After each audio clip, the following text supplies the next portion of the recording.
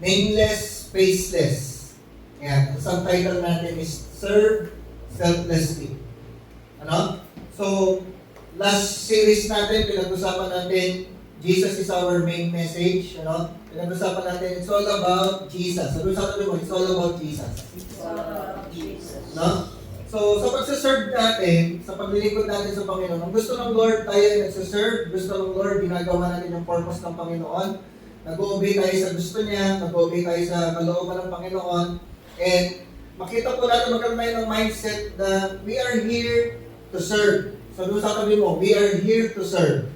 We are here to serve. So, nag-exist tayo sa earth para i-serve natin yung purpose ng Lord.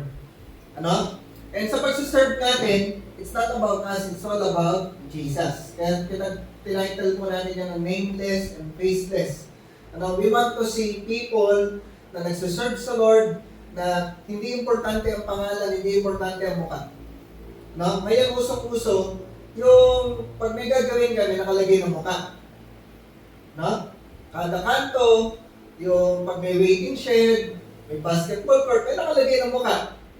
Diba? Kasi, bakit ginagawa ng mga politiko yan? Para sa susunod na election, mananalo ulit sila. Para mapangoy yung pangalan nila, kilala sila ng mga tao. Ano? Ganun yung mga ginagawa ng mga politicians. Kasi nga, gusto nila manalo sa election. Gusto nila makilala. Gusto nila i-promote yung sarili nila. Kaya may mukha. Pero dito sa church, dito sa paglilingkod natin sa Panginoon, hindi importante yung mukha natin. Sabi mo, hindi importante yung mukha mo. Ano? Ang importante yung pangalan ni Jesus. Ano? Ang importante, sumikat si Jesus Christ. Kaya say amen. Amen. So yun yung pag-uusapan natin dito sa bagong series natin. Hindi importante yung sarili natin. Pag nag-serve tayo sa Panginoon, nagsiserve tayo ng selflessly. Sabi mo, selfless. Selfless. Ano? So tayo sa pag-aaralan natin sa 1 Kings chapter 17. Tingnan natin itong isang babae na walang pangalan, walang mukha, pero pinag-usapan sa Bible. Ano? Yung makita natin yung istorya niya na hindi pinangalanan. Isang nameless na babae. Ano? Then the word of the Lord, sabi sa verse 8, then the word of the Lord came to him, go at once to Zarephath in the region of Sidon, and stay there. I have directed a widow there to supply you with food. Yung kwento nito, ito yung panahon, kaya yung book ay pinamagatan na Kings. Kasi yung istorya nito, ito yung panahon, ito yung kwento ng mga hari ng Israel after ni King David tsaka ni King Solomon. Ano? So lahat ng kwento nila tungkol to sa mga hari ng Israel. So pagdating sa chapter 17, yung hari dito, masamang hari. Yung hari dito, nung panahon na to, sumasamba sa Diyos-Diyosan. Yung hari, hindi sumusunod sa Panginoon. So nagpadala si God ng propeta na pangalan ay Elijah. Ano? At isa sa ginawa ni Prophet Elijah ay nagpadala si God ng judgment sa bansang Israel. At yung judgment na yun, sabi ni Prophet Elijah, hindi uulan ng 3.5 years. Ano? So, nangyari, hindi umulan ng 3.5 years. Isa din sa purpose nun para ma-establish si Elijah bilang prophet ng Panginoon. Kasi para na ma-establish na propeta na ikaw ay sinugo ng Lord, yung kung ano sinabi mo, ano yung pinropesay mo, mangyayari. No? So, nagpadala ng judgment si God sa bansang Israel kasi yung hari nila sumasamba sa Diyos-Diyosan, hindi sumusunod sa Lord. Sabi ng Lord, hindi uulan ng 3.5 years. So, pag hindi uulan ng 3.5 years, ano mangyayari? Kasunod nun, tagtuyot. Kasunod nun, tagbuto. Ano? So, yung mga talim nila, hindi tutubo, walang wheat. Pag walang wheat, walang harina. Pag walang harina, walang tinapay. Yung mga puto, yung mga olives, pag tagtuyot, hindi mamumunga. Pag walang olives, walang olive oil. Ano? Tapos, wala rin tubig. Kasi tagtuyot yan. Walang ulan. So, walang tubig. Sa chapter 17, si Elijah, sabi ng Lord sa kanya, punta ka doon sa isang sapa. So, doon siya umiinom. Tapos, dinadalan siya ng mga uwak ng tinapay. Tapos, natuyo na yung sapa. Papunta tayo, pagkatapos kung matuyo ng sapa, ito na yung nangyayari sa verse 8. Dahil tuyo na yung sapa, wala na siyang maiinom, siguro yung mga uwak, wala na rin manakaw na tinapay. Pinalalala ko sa kuha ng tinapay, kasi nga naubos na yung mga tinapay. So, inutusan ng Panginoon si Elijah na pumunta sa Sarephat. Sabi ng Panginoon, doon sa Sarephat, meron siyang inutusan na magsusupply ng pagkain kay Elijah. Verse 9. So he went to Sarephat. When he came to the town gate, a widow was there gathering sticks. He called to her and asked, "Would you bring me a little water in a jar so I may have a drink?" As she was going to get it, he called, "And bring me please a piece of bread." Humingi siya ng tubig, tapos nung tatakbo na yung babae, bigyan mo lang ng tinapay. Sabi ng babae, "As surely as the Lord your God lives," she replied, "I don't have any bread. Only a handful of flour in a jar and a little olive oil in a jar. I am gathering a few sticks to take home and make a meal for myself and my son, that we may eat it and die." Kasi wala na makain. Yung nakita rin ng huling harina, tsaka yung huling olive oil, gagawin na niyang tinapay, kakainin na lang mag-ina, tapos mamamatay na sila. Kasi huling meal na nila yun. Elijah said to her, "Don't be afraid. Go home and do as you have said. But first, make a small loaf of bread for me from what you have and bring it to me, and then make something for yourself and your son." Kasi may tagtuyot. Di alam ng babae yung may kasalanan kaya may tagtuyot sa Elijah. Parang sabi mo, ikaw para may kasalanan, dapat sa'yo mamatay. Parang Pero sabi ng Panginoon, "For this is what the Lord, the God of Israel says, the jar of flour will not be used up, and the jug of oil will not run dry, until the day the Lord sends rain on the land." Pangako ng Panginoon, yung lalagyan mo ng harina, tsaka lalagyan mo ng oil, hindi mauubos ang laman. She went away and did as Elijah had told her, so there was food for them every day for Elijah and for the woman and her family. For the jar of flour was not used up, and the jug of oil did not run dry, in keeping with the word of the Lord spoken by Elijah. Nakita niyo, may miracle na nangyari, yung lalagyan ng harina, tsaka lalagyan ng langis, ng oil, hindi na uubos yung laman. Dapat mamamatay na sila, dapat huling meal na nila. Pero dahil may dumating na prophet, yung prophet yung ginamit ng Lord para magkaroon ng miracle. Ano yung matututunan natin dito? Title natin pag-aaralan ay Choose to Be. Sabi sa dalawa, Choose to Be. Meron tayong choices. Merong familiar na phrase, to be or not to be. Narinig nyo na ba yan? Yes. To be or not to be. Yung to be or not to be, galing yon sa sulat ni Shakespeare na Hamlet. Kilala ba si Shakespeare? Pagkakanta lang yung example yan. Si Shakespeare, sumulat siya ng libro tungkol kay Hamlet, isang prince ng isang lugar, at ang sabi ni Hamlet, to be or not to be. Nag-iisip siya. Meron isang decision. Ibig sabihin niya, ang ibig sabihin nung kanyang sinabi na to be or not to be, pinag-iisipan niya, ako ba yung mabubuhay o mamamatay? Mabubuhay ba ako or magsusuicide? Parang may katabi, magsusuicide ba tayo? Iniisip ni Hamlet, pag nabuhay ako, naisip kasi niya sa Hamlet, pag nabuhay ako, mabubuhay ako, pero magsasuffer lang ako, maghihirap lang ako. Kasi namatay na yung naghihirap na, kung tamang pagkakaalala ko, yung mother niya namatay, tapos yung silang tatay na lang natitira, naghihirap na sila. Mabubuhay ako, pero mahirap naman kami. Or, mamamatay ako. Kaya lang, kung mamamatay siya, hindi niya alam kung ano mangyayari sa kanya afterlife. Saan ba pupunta? Punta ba ako sa impyerno? Punta ba ako sa langit? Matatapos na ba talaga yung paghihirap ko? Pag namatay ako, maghihirap pa rin ako. So, hindi niya alam ano gagawin niya. Kaya sabi niya, inisip niya, to be or not to be. Pag nabuhay ako, maghihirap ako. Mabubuhay na ako, pero naghihirap naman ako. Pag namatay naman ako, di ko alam kung saan ako pupunta. Kung ako'y mamamatay, kung ano ba mangyayari sa akin after ko mamatay. Kung parurusahan ba ako kasi magsusuicide ako. Ano? So, decision. Ano? Life is determined by choices. Yung buhay natin, ang nagdedetermine ng ating buhay, yung choices na ginagawa natin. Ano? Sa ayaw at sa gusto natin, yung life na meron tayo ngayon, it's because of the choices we made in the past. Tama? Ano? So kung maganda yung buhay natin, siguro magaganda yung mga choices na ginawa natin. Kung meron mga pangit na nangyari sa atin, siguro may mga choices tayo na pangit. Nakuha natin? Diba? Principle, you can choose your actions. You can choose your actions. Pwede mo piliin yung mga actions na gagawin mo. But you cannot choose the consequences of your actions. No? Pwede mo piliin yung actions mo, yung kung ano gusto mong gagawin, meron kang desisyon.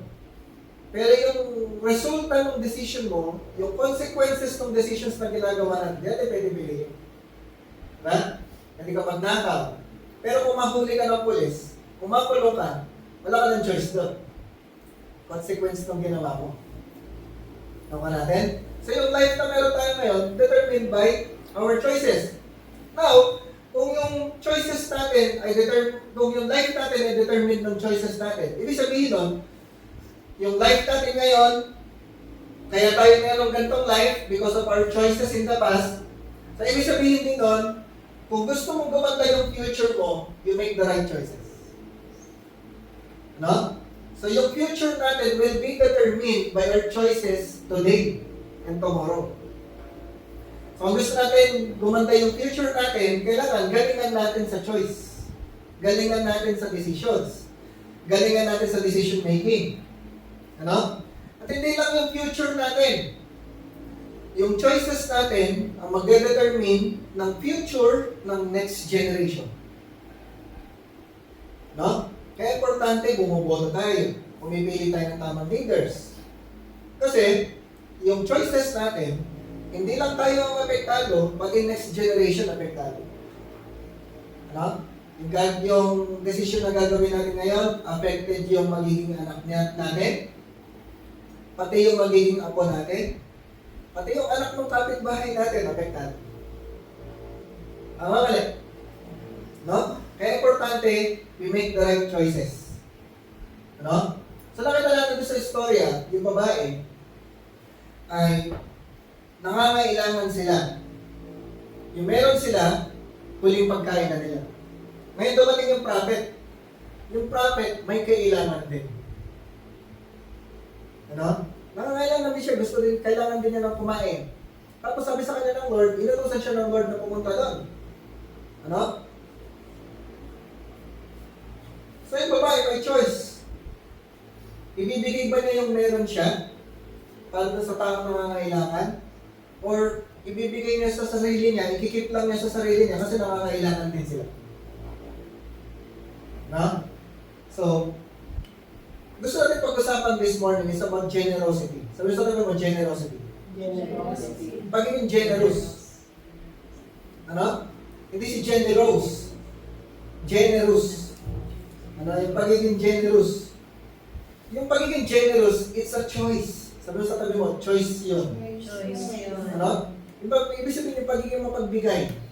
Ano, yung hindi ka madamot, it's a choice. Yung generosity is who we are. Ano? Yung pagiging, tayo yun.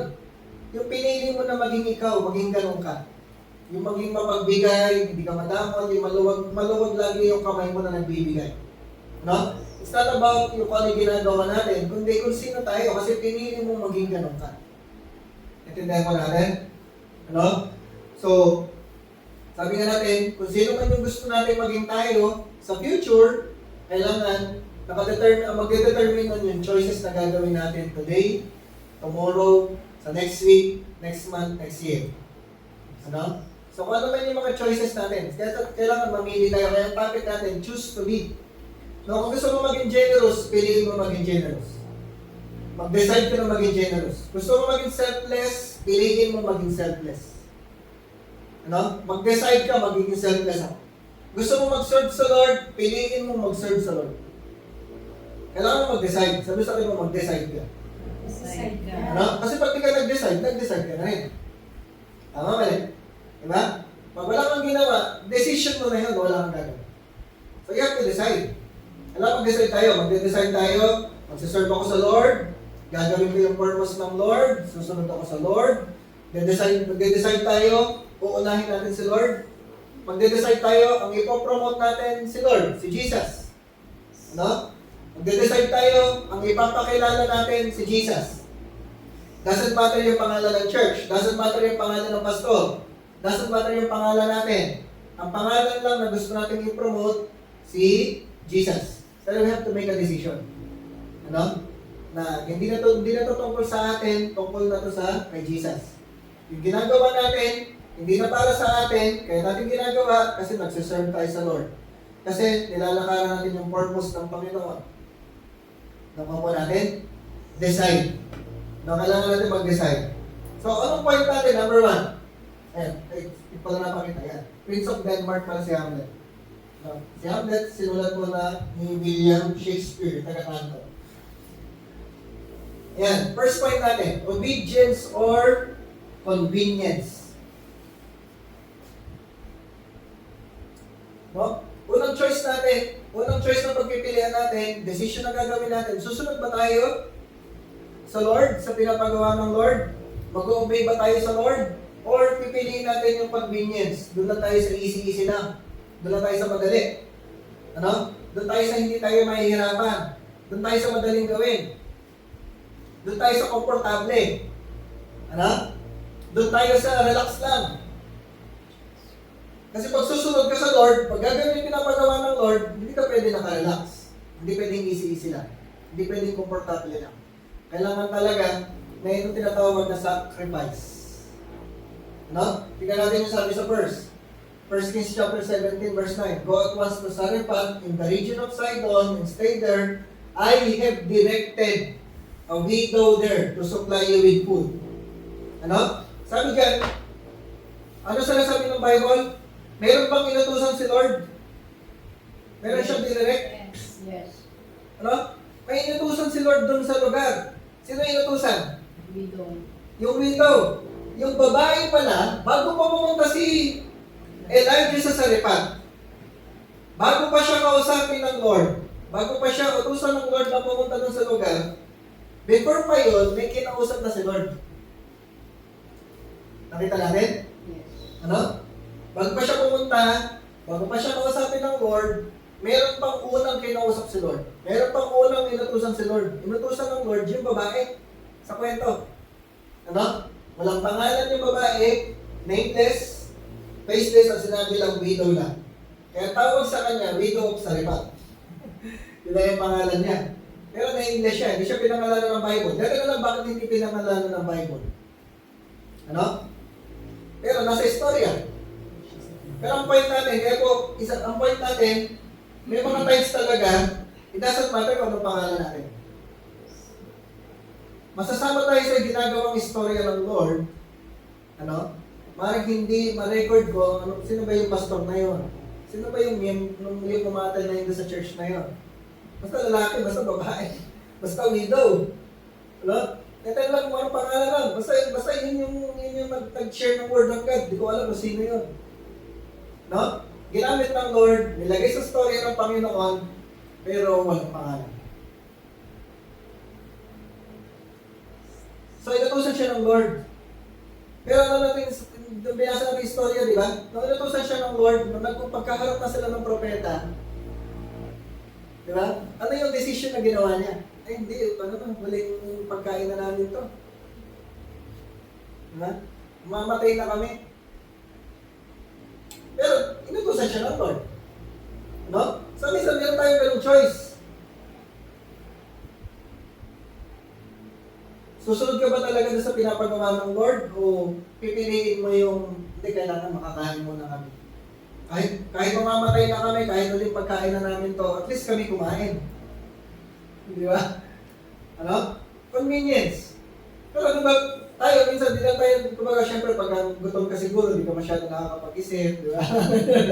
Dahil sa gutom, hindi ka nakakapag-isip. Kasi mamamatay ka lang din naman, di ba?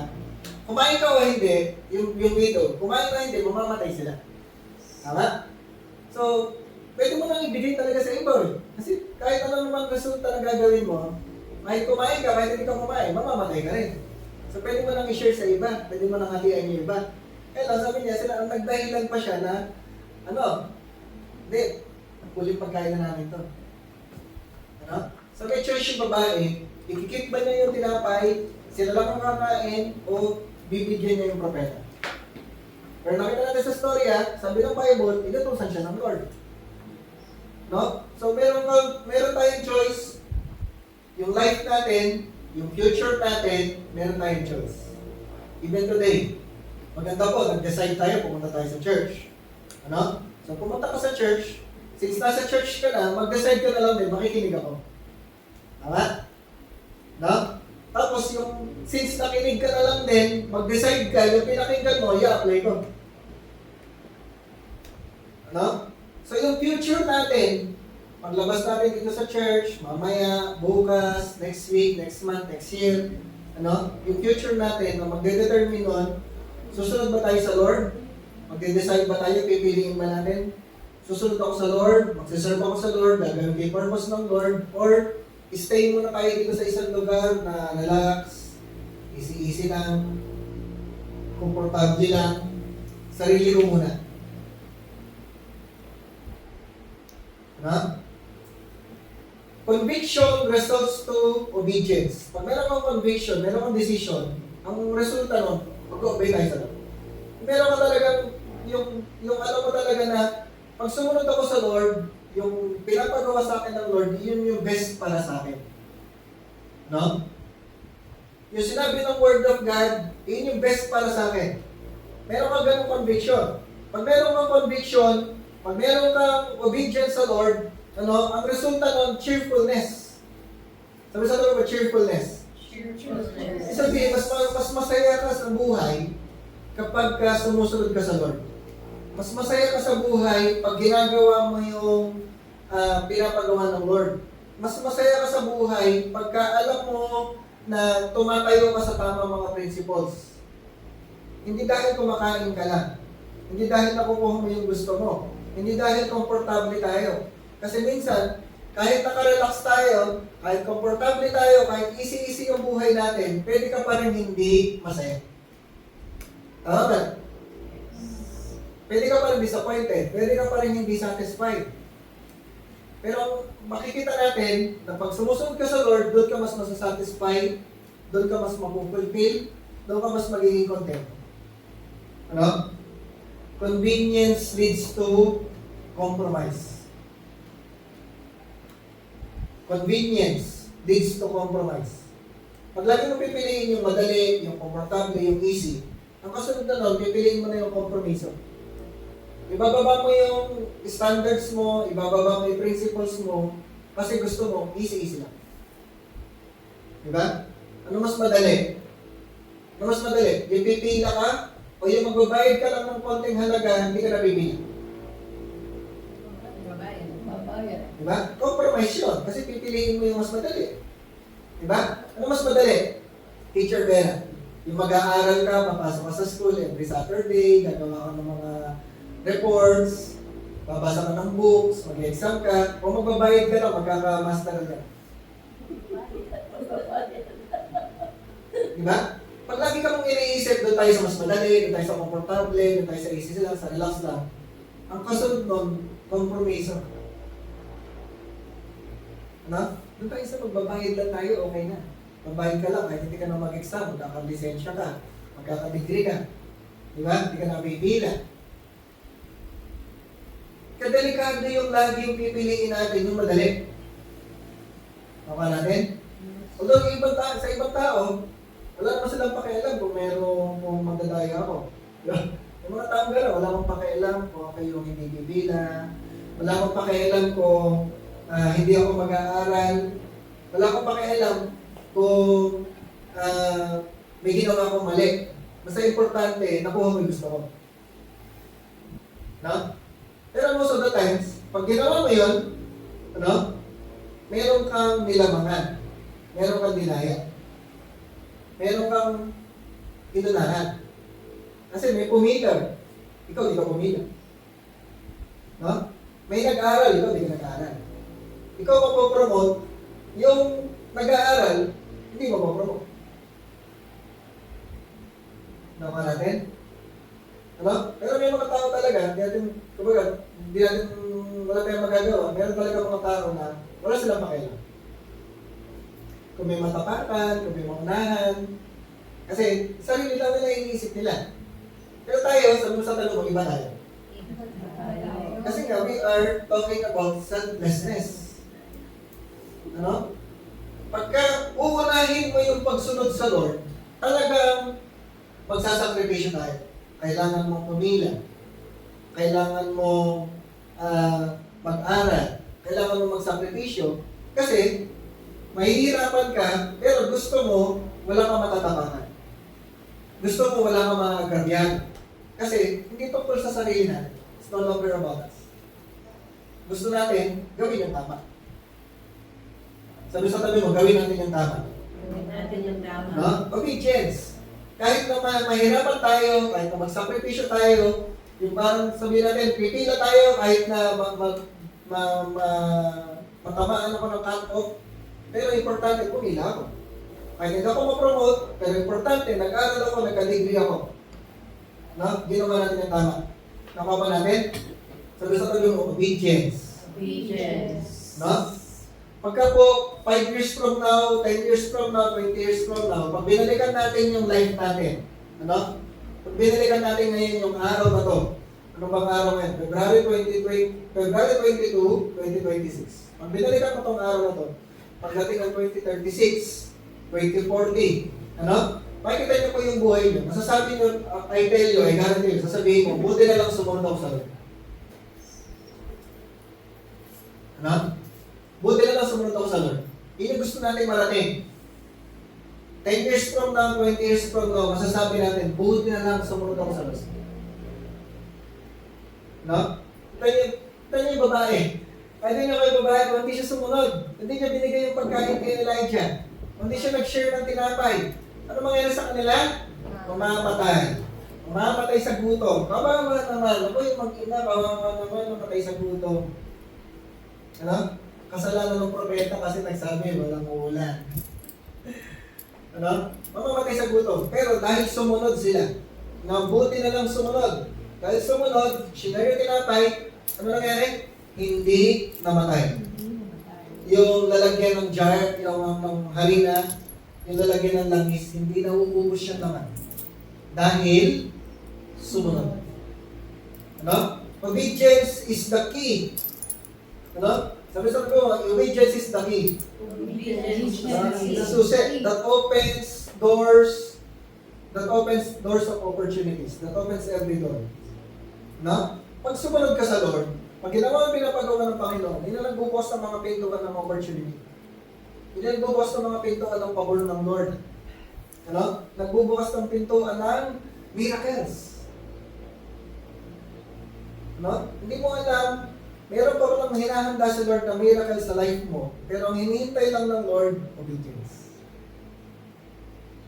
No? Yan din alam.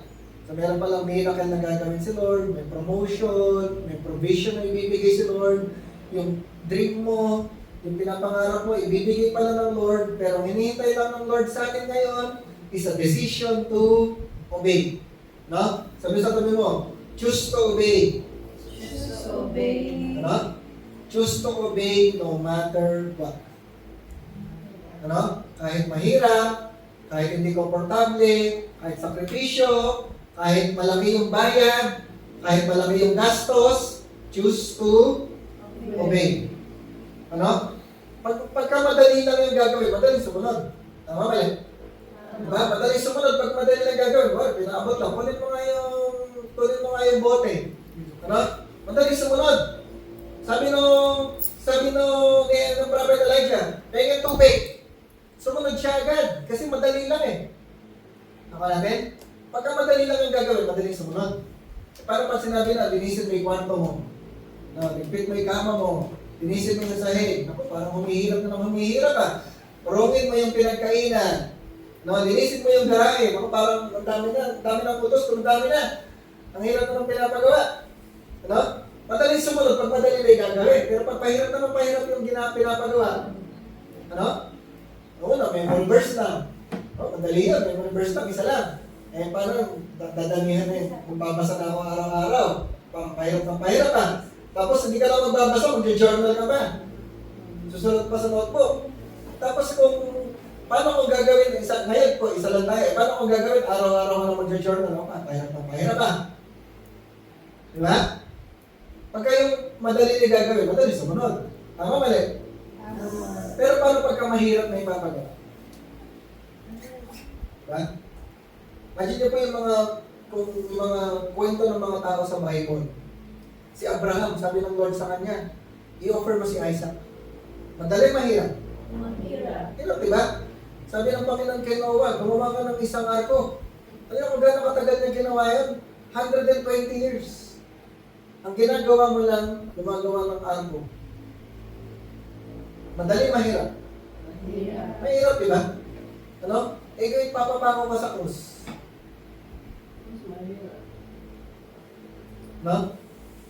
Mahirap. Pero buti na lang sumunod sila. So choose to obey no matter what. Pangalawang point po natin, promises or problems. So isang pangalawang choice natin, promises or problems. Anong pipiliin mo? Saan ka magpo-focus? Focus ka ba doon sa promise ng Lord? Promise ng Lord, pag sumunod ka, magbubukas ng pintuan. Magkakaroon ng miracles, magkakaroon ng provision, magkakaroon ng promotion. Promise yun. Or magpo-focus ka doon sa problema mo. Tagal-tagal naman ng promise. Tagal na ako naghintay, pray ako ng pray, walang nangyayari. Ngayon, ang problema ko, wala akong pera, wala akong pambayad, taon ako sa utang. Lagi na kami nag-aaway. Saka magpo-focus, promise ng Lord, no problema. Babae, tingnan natin, as surely as the Lord your God lives, sabi ng babae, anong focus ka dito? I don't have. Wala pa niyan, wala pa nun. I don't have any bread.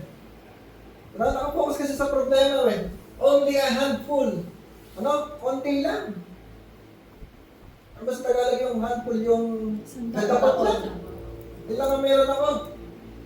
Gano'ng kalaki tinapay yung magagawa ng gano'n? Lalo kung wala ka ng pampaalsa. Di ba? Natapat yung harina mo. Gano'ng kalaki tinapay lang kaya yun? Baka isang gano'n lang, Wala ako. Meron lang ako gadapot. Handful of flour in a jar. And a little olive oil in a jar. Gano'n kaya kalito? Siguro kasi isang kutsara, dalawang kutsara na lang na langis. I am gathering up two sticks to take home and make a meal for myself and my son that we may eat it and die. Na naghihintay na lang kami mamatay. Minsan po pag masyado tayo nakafocus sa problema natin, ang tingin natin sa problema, sobrang laki. Ang tingin natin sa sarili natin, sobrang liit.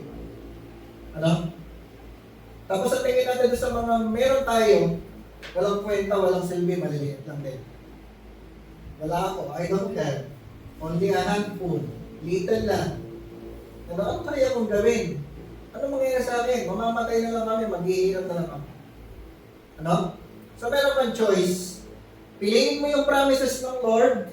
Pag hawakan mo yung promise ng Lord, hindi. Pag nabuhay ako, pag ginawa ko yung pinapagawa ng Lord, pag sumunod ako, mangyayari yung promise ng Lord. Kahit matagal ako maghintay, mangyayari yung promise ng Lord. Or magpupukas ako sa hindi, problema. Walang tumutulong sa akin.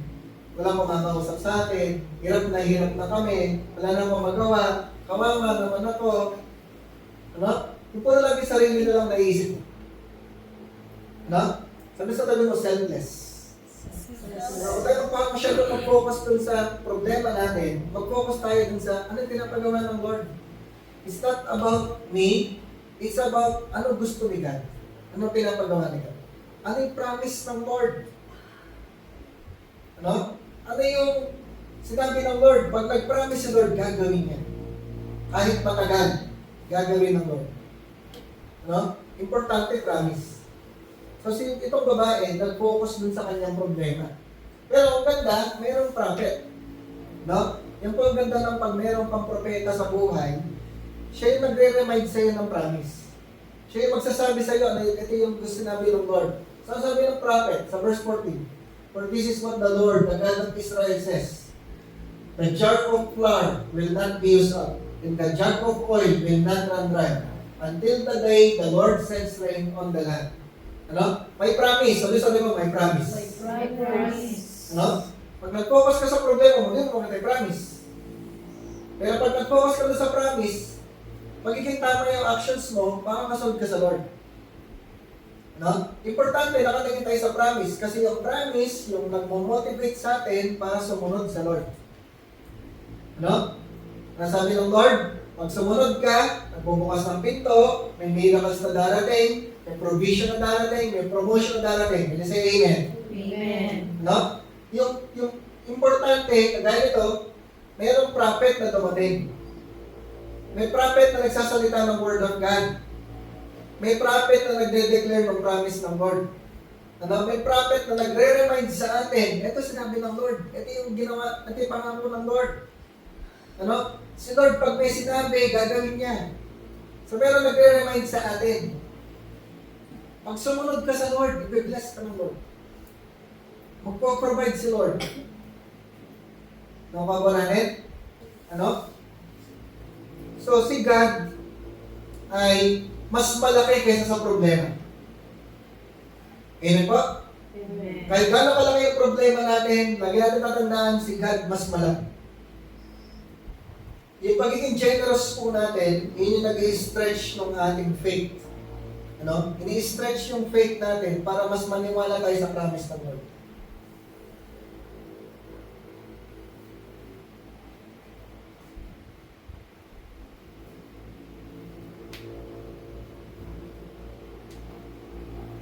So si Lord, Diyos siya,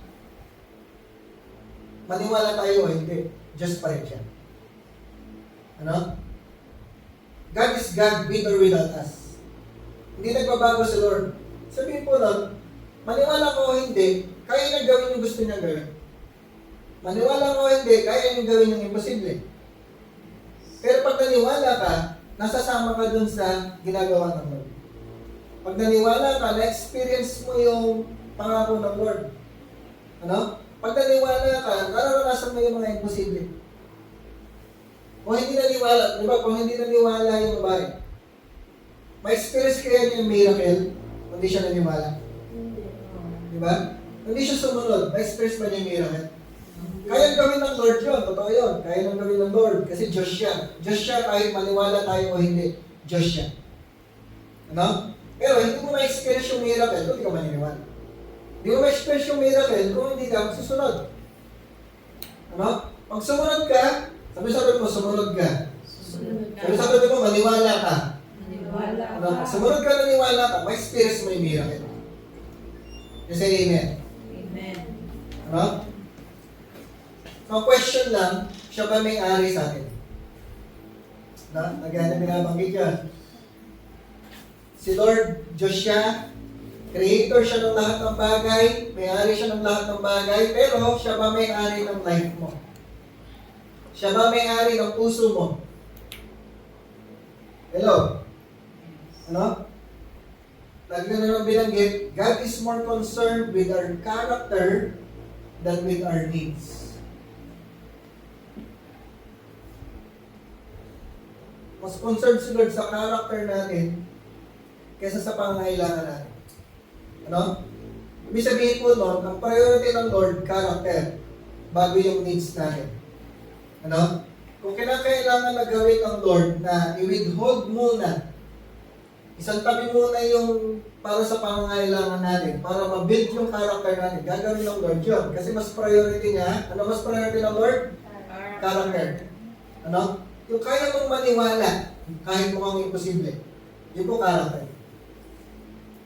Yung kaya mong panghawakan yung pangako ng Lord, kahit mukhang imposible, yun ang character. Yung kaya mo magtiwala sa sinabi ng Lord. Kahit na wala pa, kahit hindi mo pa nakikita, yun po yung character. Ano? Ang kailangan ng Lord sa atin ay puso, hindi pera. Sabi sa tabi mo, puso, Puso. hindi pera. Hindi pera. Pag binigay mo sa Lord yung puso mo, susunod yung pera. Pero ang mas kailangan ng Lord, puso mo, hindi yung pera. Nakuha po natin? Ano? Ang mas kailangan sa atin ng Lord, puso. Bigay mo sa Lord yung puso mo. Pag binigay mo sa Lord yung puso mo, lahat ng meron ka, ibibigay mo sa Lord.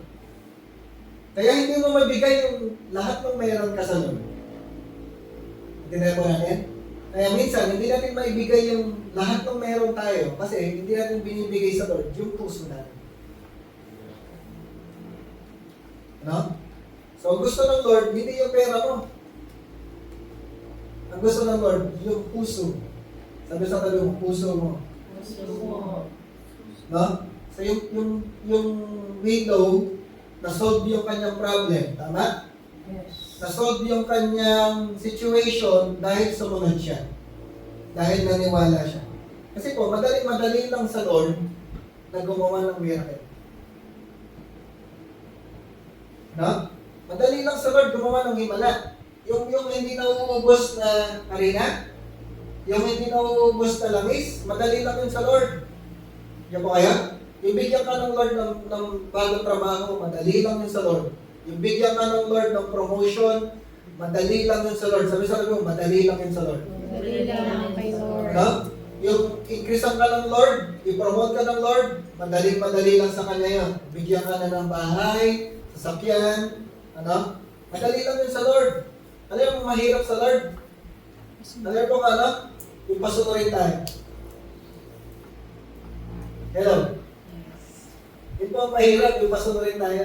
Yung po paniwalanin tayo. Pero yung pag-solve ng problems natin, madali lang yan sa Lord. Ano? Yung pasunurin tayo, minsan, linggo-linggo, araw-araw ka sinasabihan, araw-araw kang paulit-ulit yung sinasabi, bago isipin mo, si Pastor, paulit-ulit yung sinasabi. Ano? Kasi mahirap tayong pasunurin. Dati rin po tayong gano'n.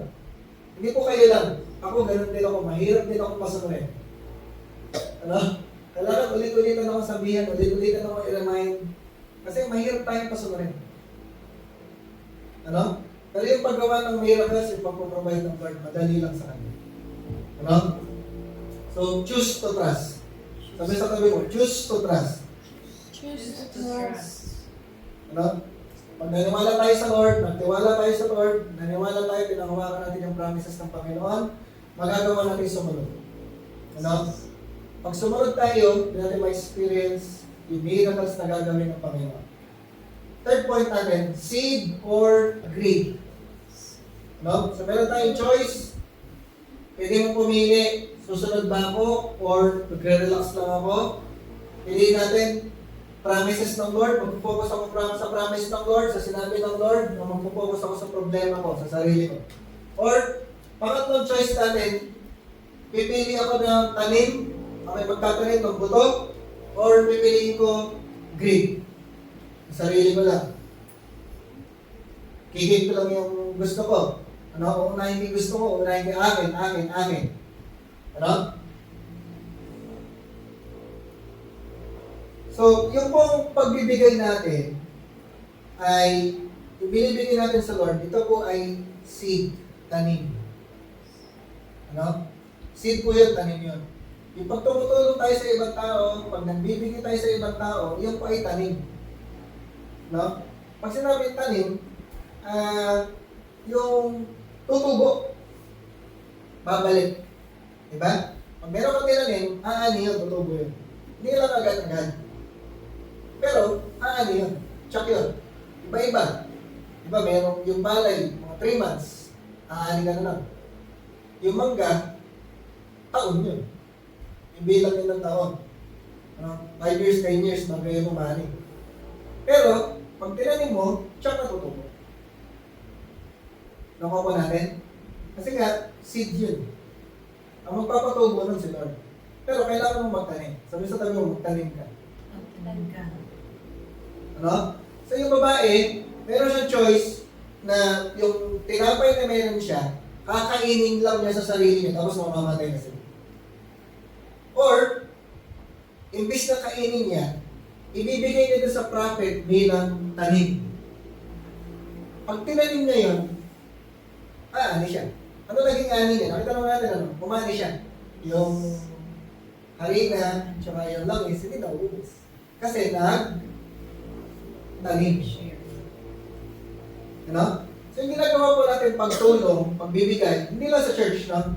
Pati sa ibang tao. Pag may nakita ka sa labas, binigyan mo ng tulong, may kaibigan ka, tinulungan mo, meron kang yung family mo, tinulungan mo. Every time you give, every time you help, ano? Tanim yun. Sabi sa tabi mo, magtanim tayo. Ano? So when there is a need, God gives a seed. When there is a need, God gives a seed. Ano? So importante, makita natin, pag merong blessing na binigay sa iyo sa Lord, isipin mo lang ngayon, ano yung meron ka ngayon?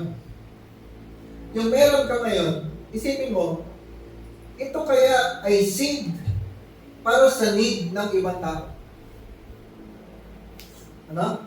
Para kanino kaya itong seed na to na itatanim ko?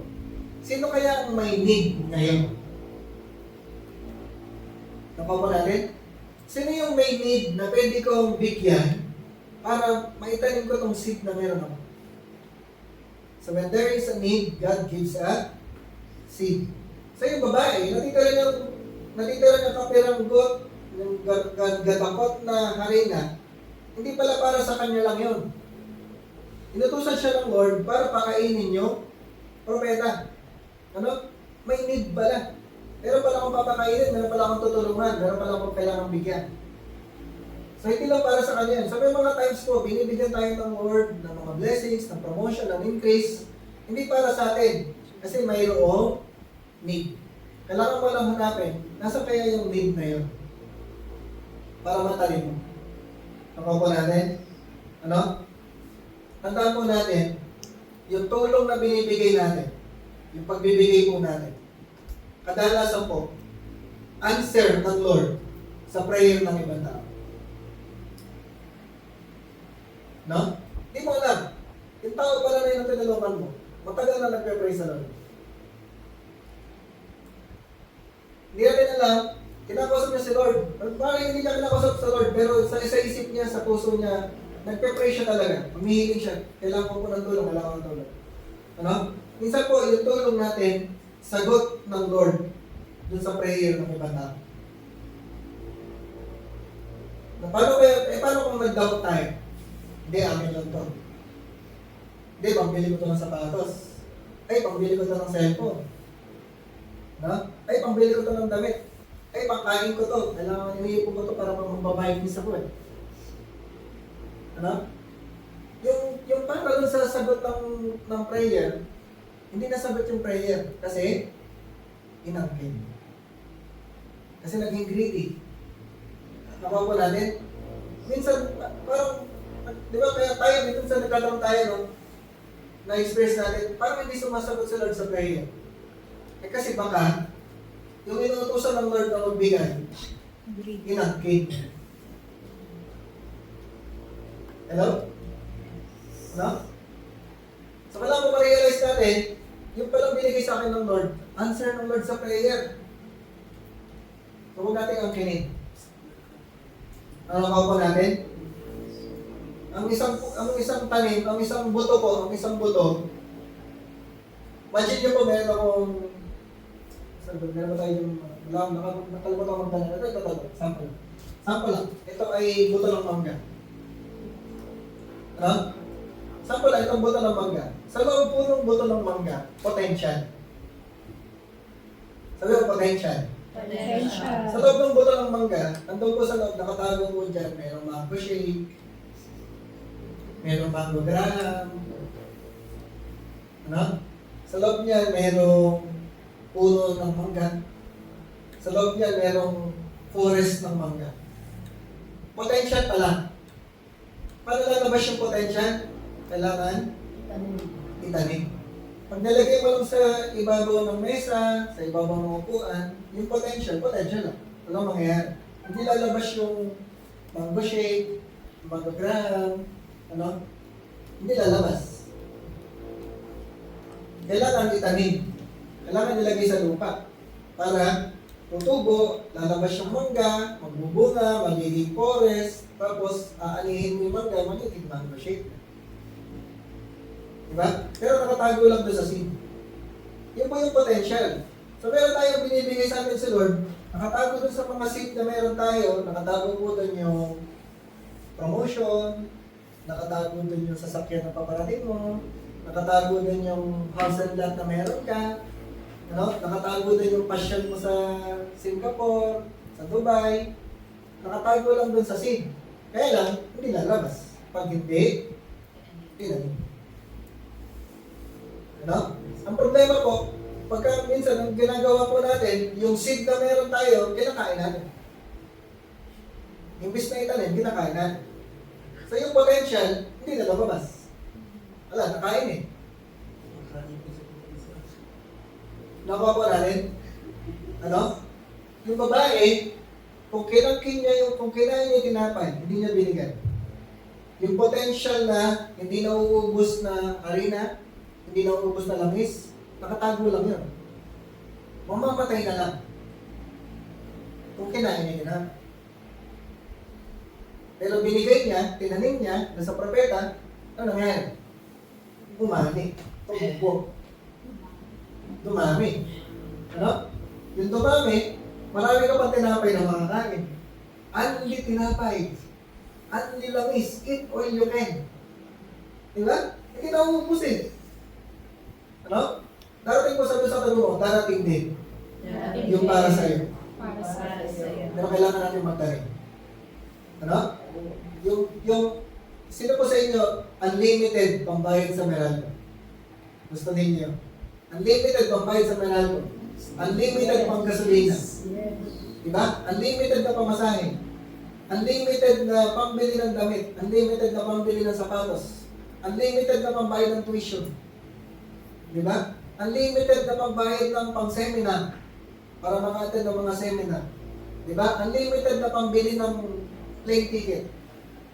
Diba? Kaya lang, kailangan itanim. Ano? So, ganun po yung ginawa ng babae. Nagbigay siya, binigay niya, imbis na inangkin niya, imbis na sinarili niya, pinamigay. Nag-share siya. Ano? Dahil nag-share siya, nakarana siya ng unlimited. Ano? So, ito pa lang pala, meron ng unlimited, ano? Meron ng 8 all you can, ano? First 15 minutes pa lang, may unlimited na, may 8 all you can. So, kung ano nangyayari, dahil di na nauubos yung kanyang harina, di na nauubos yung kanyang langis, yung anak niya nagkasakit. Di sila namatay, pero yung anak niya nagkasakit. Tapos, nagkasakit hanggang sa mamatay. Ano? Namatay yung kanyang anak. Pero dahil pinakain niya yung prophet, kasama niya nakatira sa kanya yung prophet, ano? Doon nakatira yung prophet, ang ginawa ng prophet, pinag-pray yung anak niya. No? Kasi, pinakain mo, pinatira mo, kasama mo sa bahay, nandun. May papag-pray yung iyong anak. So may darating na another problem, natin alam, may darating na another problem, na mas mabigat na problem, pero dahil nagtanim ka na, yung solution, kasama mo na. Nakuha po natin? Ano? So pinag-pray. Sabi sa verse 22, the Lord heard Elijah's cry, and the boy's life returned to him, and he lived. Ano? Ilang miracle na na-experience ng babae? Isa lang ba? Dalawa. Ano? So, hindi lang unlimited na harina, unlimited na langis, unlimited na miracles, pwede rin natin ma-experience. Kasi nagtanim tayo. Ano? Yung problem, hindi natatapos. Tama? Yes. Problem, hindi nauubos. Pero yung promises ng Lord, hindi rin nauubos. Yung sagot ng Lord, hindi rin nauubos.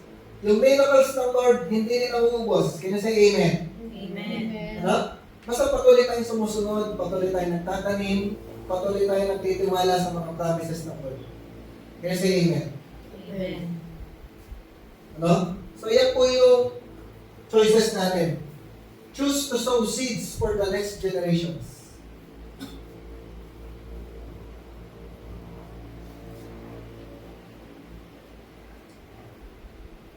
Choose to sow seeds for the next generations. No? Mas marami kang seed, mas marami kang matatanim. Kaya po kaya? Pag yung isa pong buto, tinanim mo, anong resulta nun? Aani ka. Pag umani ka, mas marami ka pang may tatanim. Tama ba? Di ba? Nagsimula lang sa isa, pero dahil tinanim mo, marami kang aanihin, yung inanim mo, mas marami kang itatanim. Ano? Parami ng parami. Sabi ko, parami ng parami. Parami ng parami. Ano? At isipin po natin, yung tinatanim natin, hindi lang para sa atin, para sa next generation. Yung tinanim ng babae, hindi lang para sa kanya, para sa anak niya. Ano? Namatay yung anak niya, pero dahil nagtanim siya, nabalik yung buhay ng kanyang anak. So yung ginagawa po natin, hindi lang tayo ang nakikinabang doon. Yung ginagawa po natin, nakikinabang ng next generation.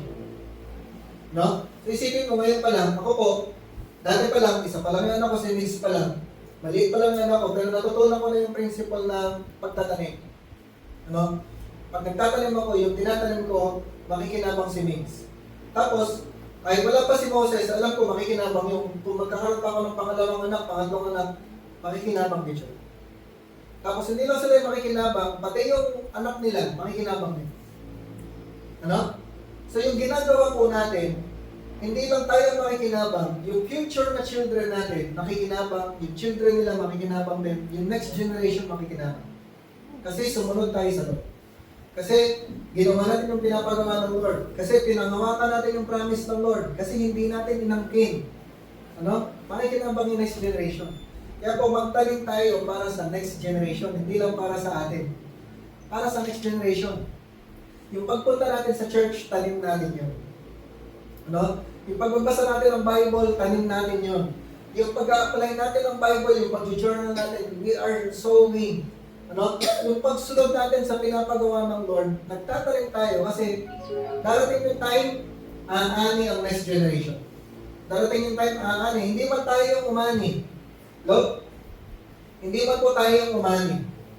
Kahit hindi tayo personally, pero importante, nagtanim tayo para umani yung iba tayo. Ano? Pwedeng mamatay ka nang hindi mo inaani yung pangako. Pwedeng mamatay ka nang hindi mo nakukuha yung promise ng Lord. Pero maniwala ka, mayroong next generation na kukuha ng promise. Si Abraham, si Isaac, si Jacob, hindi sila nakapasok sa promised land, namatay sila, hindi nila napuntahin yung promised land. Pero ang umani nun, si Moses, si Joshua, si David, si Solomon, sila yung nakinabang nun. Ano? Sabi mga times, mamamatay tayo dahil makukuha yung promise, pero yung anak natin ang makakakuha. Importante lang, tanim tayo ng tanim. Sabi sa mga magtanim tayo. No? Don't desire to be rich. Huwag mo pangarapin yumaman. Pangarapin mo maging generous. Hello? Huwag mo pangarapin na yumaman, ang pangarapin mo maging generous. Kasi pag generous ka, anong kasunod nun? Yayaman ka din. Ano? Kasunod nun, kasi aani ka rin. Huwag mo pangarapin yung magkaroon ka ng marami. Ang pangarapin mo, maging giver ka, maging sower ka. Maging mapagtanim ka. Kasi pag nagtanim ka, yayaman ka din. Aani ka din. Pero kahit hindi man ikaw yung yumaman, alam mo, yung anak mo, or susunod niyo yung anak niya, next generation, sila yung yayaman. Sila yung aani. Nakuha po natin? No? So, meron tayong choices. Piliin natin sumunod. Piliin natin magtiwala sa promise ng Lord. Piliin natin magtanim para sa next generation. Last verse natin. Hebrews chapter 12 verse 2. Sabi po dyan, fixing our eyes on Jesus, the pioneer and perfecter of our faith. Si Jesus, focus na tayo kay Jesus. Siya yung nagpapalakas ng ating faith. Sabi dyan, for the joy set before Him, He endured the cross, scorning its shame, and sat down at the right hand of the throne of God. Meron daw si Jesus na joy na nakikita. No? Kaya siya namatay sa cross. Kaya na tiniis yung cross. Kaya na tiniis yung hirap. Yung lahat ng suntok, lahat ng latay, lahat ng sugat, yung bilad sa araw, yung uhaw, yung nakaangat ka doon, tiniis niya lahat ng hirap na yon. Yung pangalikusta, yung pagkabako sa krus. Tiniis niya lahat yun kasi meron daw joy set before Him. Ano? Meron siya nakikitang joy. Meron siya nakikita in the future na nagpapasaya sa Kanya kahit nakapako siya sa krus. Ano? Alam niyo yung joy na yun? Sabi sa tabi mo, ikaw. Ano? Nakita ni Jesus habang nakapako siya sa krus. Nakita niya yung buhay natin. Di ka pa pinapanganak, di pa tayo pinapanganak, pero nakita na tayo ni Jesus. Tayo yung nagpangiti kay Jesus. Di ba kayo? Tayo yung nagpangiti kay Jesus. Habang nakapako siya sa krus, nangingiti siya kasi nakikita niya tayo. Nakikita niya yung life natin. Nakikita niya, magbabago yung life natin. Dati tayong walang pakialam kay God. Ayun, may pakialam na tayo sa Diyos. Nakita ng Lord, pumupunta tayo sa church. Nakita ng Lord, umaaway tayo sa Kanya. Nakita ng Lord, nagbubuklat tayo ng Bible, nagbabasa tayo ng Bible. Nakita ng Lord, nag-memorize tayo ng verse. Ano? Nakita ng Lord, nagsusunod tayo sa journal. Nakita ng Lord, dinedesire natin, pinipili natin sumunod sa Kanya, maglingkod sa Kanya, lakaran yung purpose ng Lord. Ano? Yun yung joy ng Lord. Yun yung nagpangiti sa Lord habang nakapako siya sa krus. Tayo yung nakikita niya. Tapos nakita ng Lord, unti-unti nagbabago yung buhay natin, tinatalikuran natin yung bisyo. Tapos nakita ng Lord, nag-share ka ng Word of God sa ibang tao. Nag-i-invite ka ng mga tao kay Jesus. Pinapakilala mo si Jesus sa ibang mga tao. Nakita na ng Lord yun. Hindi mo pa ginagawa. Nakita na ng Lord. Nagpangiti na sa Lord. Kaya niya tiniis yung krus.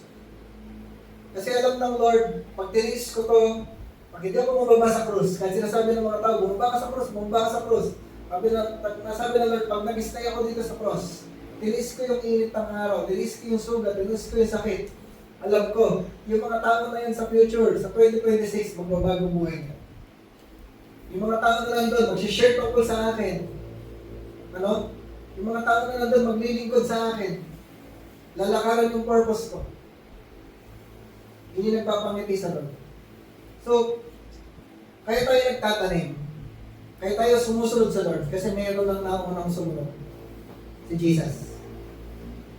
Meron lang naunang, imbis na convenience, pinili ni Jesus, obedience. No? Pili ni Jesus. Hindi na ako mamamatay sa krus. Ano? Magtatay na lang ako ng kaharian ko. Susunod sa akin yung mga tao, pagdilig ko na lang ako ng mga tao. Pili ni Jesus yun. Pero pinili niya obedience. Pinili niya yung mahinapan. Ano? Pinili niya yung pangako ng Panginoon. Pinili niya itanim yung buhay niya para sa atin. So kaya natin nagagawang magtanim, kaya natin magagawang sumunod, kasi meron ng naunang nagtanim, meron ng naunang sumunod. Si Jesus yun. At ang inuutos lang sa atin, fix our eyes on Jesus. Sabi ko sa tabi mo, fix your eyes on Jesus. Fix your eyes on Jesus. No? Sige po, tayo po tayong lahat. Si Jesus, pinili niya na sumunod. Namuhay siya perfectly on earth. Hindi siya nagkasala. Never siya nag-disobey. Never niyang pinili yung convenience. Never niyang pinili yung problema. Never niyang pinili yung sarili niya, yung kasakiman. Ano? Sabi niya, I came to serve, not to be served. I came to die on the cross. Ano? Hindi niya inuna yung kanyang sarili, inuna niya yung para sa atin. Inuna niya yung pagsunod. Kaya po tayo rin, as we understand this, ano? You have a choice. You just tell the Lord right now, you pray to the Lord, kanya-kanya po tayo, pikit lang tayo, kausapin mo lang si Lord, you make a decision right now. Sabi mo sa Lord, Lord, I'm choosing to obey, I'm choosing to trust in your promises, I'm choosing to sow seeds for the next generation, I'm choosing to be generous. No?